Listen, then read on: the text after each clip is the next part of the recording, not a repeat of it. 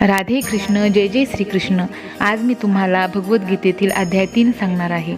अर्जुन म्हणाला, हे जनार्दन श्रीकृष्णा, जर तुम्हाला कर्माहून ज्ञान श्रेष्ठ वाटते तर मग हे केशवा, मला भयंकर कर्म करण्यास का प्रवृत्त करीत आहात?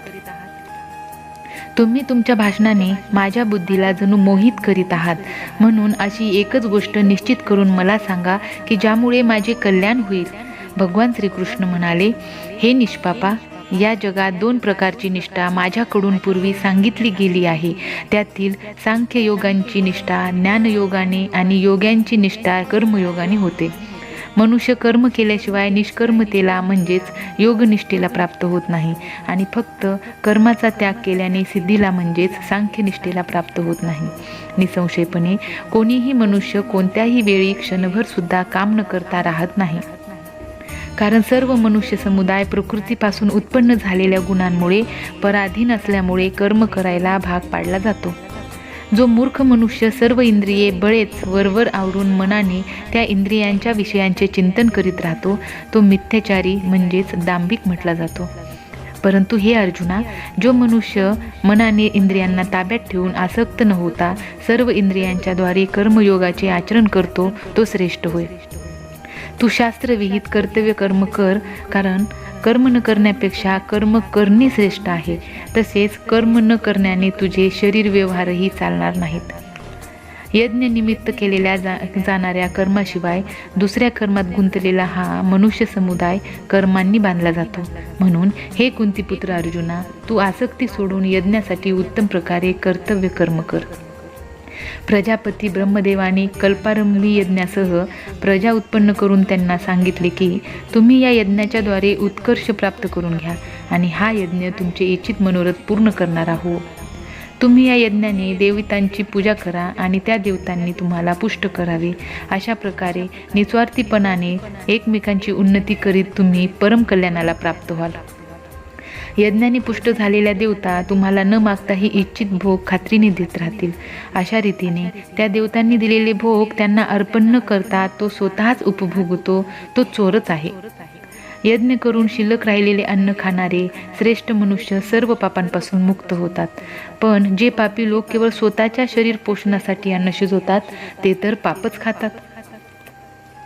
सर्व प्राणी अन्नापासून उत्पन्न होतात. अन्न निर्मिती पावसापासून होते. पाऊस यज्ञामुळे पडतो आणि यज्ञविहित कर्मांमुळे घडतो. कर्मसमुदाय वेदांपासून व वेद अविनाशी परमात्म्यापासूनच उत्पन्न झालेले आहेत अशी समज. यावरून हेच सिद्ध होते की सर्वव्यापी परम अक्षर परमात्मा नेहमीच यज्ञात प्रतिष्ठित असतो. सर्व प्राणी अन्नांपासून उत्पन्न होतात. हे पार्था, जो मनुष्य या जगात अशा प्रकारे परंपरांनी चालू असलेल्या सृष्टीचक्राला अनुसरून वागत नाही, म्हणजेच आपल्या कर्तव्याचे पालन करीत नाही, तो इंद्रियांच्या द्वारे भोगात रमणारा पापी आयुष्य असलेला मनुष्य व्यर्थ जगतो. परंतु जो मनुष्य आत्म्यामध्येच रमणारा आणि आत्म्यामध्येच तृप्त तसेच आत्म्यामध्येच संतुष्ट असतो त्याच्यासाठी कोणतेही कर्तव्य उरत नाही. त्या महामनुष्याला या विश्वात कर्म करण्याची काही प्रयोजन असत नाही. तसेच कर्म न करण्याचेही काही प्रयोजन असत नाही. तसेच सर्व प्राणी मात्रातही त्याचा जरा देखील स्वार्थाचा संबंध असत नाही. म्हणून तू नेहमी आसक्त न होता कर्तव्य कर्म नीट करीत राहा. कारण आसक्ती सोडून कर्म करणारा मनुष्य परमात्म्याला जाऊन मिळतो. जनकादी ज्ञानी लोकही आसक्तीरहित कर्मांनीच परमसिद्धीला प्राप्त झाले होते. म्हणून तसेच लोकसंग्रहाकडे दृष्टी देऊन सुद्धा तू कर्म करणे योग्यच आहे. श्रेष्ठ मनुष्य जे जे आचरण करतो त्याप्रमाणेच इतर लोकही आचरण करतात. तो जे काही प्रमाण तुम्हाला सांगतो त्याचप्रमाणे सर्व मनुष्य समुदाय वागू लागतो. हे पार्था, हे अर्जुना, मला या तिन्ही लोकात काहीही कर्तव्य नाही आणि मिळवण्याजोगी कोणतीही वस्तू मिळाली नाही असे नाही, तरीही मी कर्तव्य कर्म करीतच असतो. कारण हे पार्था, हे अर्जुना, जर का मी सावध राहून कर्मे केली नाही तर मोठे नुकसान होईल. कारण मनुष्य सर्व प्रकारे माझ्याच मार्गाचे अनुसरण करतात. म्हणून जर मी कर्मे केली नाही तर ही सर्व माणसे नष्ट भ्रष्ट होतील आणि मी संकटतेचे कारण होईल. तसेच या सर्व प्रजेचा घात करणारा होईल. हे भारतवंशी अर्जुना, कर्मात आसक्त असणारे अज्ञानी लोक ज्या रीतीने कर्मे करतात त्याच रीतीने आसक्ती नसलेल्या विद्वानांनीही लोकसंग्रह करण्याच्या इच्छेने कर्मे करावीत. परमात्म स्वरूपात स्थिर असलेल्या ज्ञानी मनुष्याने शास्त्रविहित कर्मात आसक्ती असलेल्या अज्ञानी लोकांच्या बुद्धीत भ्रम म्हणजेच कर्मांविषयी अश्रद्धा निर्माण करू नये. उलट स्वतः शस्त्रविहित सर्व कर्मे उत्तम प्रकारे करीत त्यांच्याकडूनही तशीच करून घ्यावीत. वास्तविक सर्व कर्मे सर्व प्रकारे प्रकृतीच्या गुणांमार्फत केली जातात. तरीही ज्याचे अंतःकरण अहंकारामुळे मोहित झाले आहे असा अज्ञानी मनुष्य मी कर्ता आहे असे मानतो. पण हे महाबाहो, हे अर्जुना, गुण विभाग आणि कर्म विभाग यांचे तत्व जाणणारा ज्ञानयोगी सर्वच गुणात वावरत असतो. हे लक्षात घेऊन त्यांमध्येच आसक्त होत नाही. प्रकृतीच्या गुणांनी अत्यंत मोहित झालेले माणसे गुणात आणि कर्मात आसक्त होतात. त्या चांगल्या रीतीने न जाणणाऱ्या मंद बुद्धीच्या अज्ञानी मनुष्यांचा पूर्ण ज्ञान असणाऱ्या ज्ञानी मनुष्याने बुद्धिभेद करू नये. अंतर्यामी मज परमात्म्यामध्ये गुंतलेल्या चित्ताने सर्व कर्मे मला समर्पण करून आशा, ममता व संताप रहित होऊन तू युद्ध कर. जे कोणी मानव दोषदृष्टी टाकून श्रद्धायुक्त अंतःकरणाने माझ्या या मताचे नेहमी अनुसरण करतात तेही सर्व कर्मांपासून मुक्त होतात. परंतु जे मानव माझ्यावर दोषारोप करून माझ्या या मतानुसार वागत नाहीत त्या मूर्खांना तू सर्व ज्ञानांना मुकलेले आणि नष्ट झालेले समज. सर्व प्राणी प्रकृतीच्या वळणावर जातात, म्हणजेच आपल्या स्वभावाच्या अधीन होऊन कर्मे करतात. ज्ञानीसुद्धा आपल्या स्वभावानुसारच व्यवहार करतो. मग या विषयात कोणाचाही हट्टीपणा काय करील? प्रत्येक इंद्रियाच्या विषयात राग, द्वेष लपलेले असतात. माणसाने त्या दोहोंच्या आहारी जाता कामा नये, कारण ते दोन्हीही त्याच्या कल्याण मार्गात विघ्न करणारे मोठे शत्रू आहेत.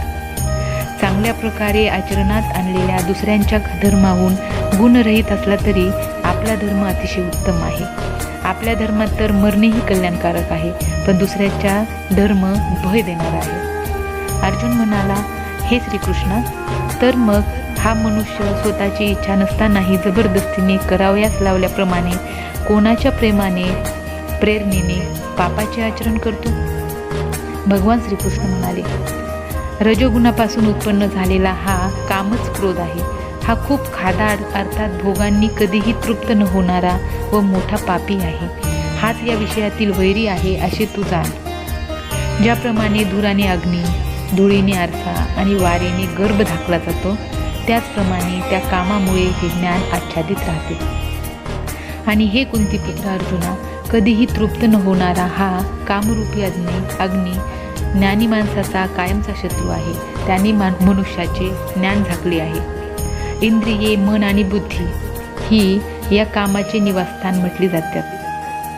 हा काम या मन, बुद्धी व इंद्रियांच्या द्वारा ज्ञानाला आच्छादित करून जीवात्म्याला मोहित करतो.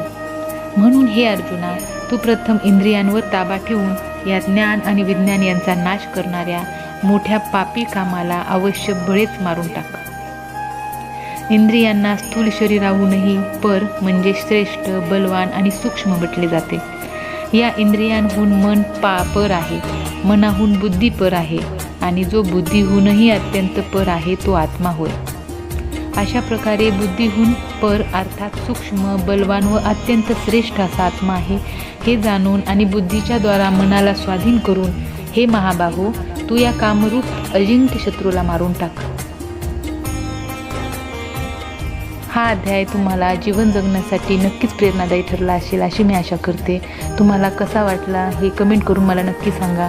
यानंतरचा अध्याय 4 ऐकण्यासाठी माझ्या चॅनलला सबस्क्राईब करा. राधे कृष्ण, जय जय श्रीकृष्ण. पुन्हा भेटूया अध्याय 4 मध्ये. तोपर्यंत राधे राधे, राधे कृष्ण.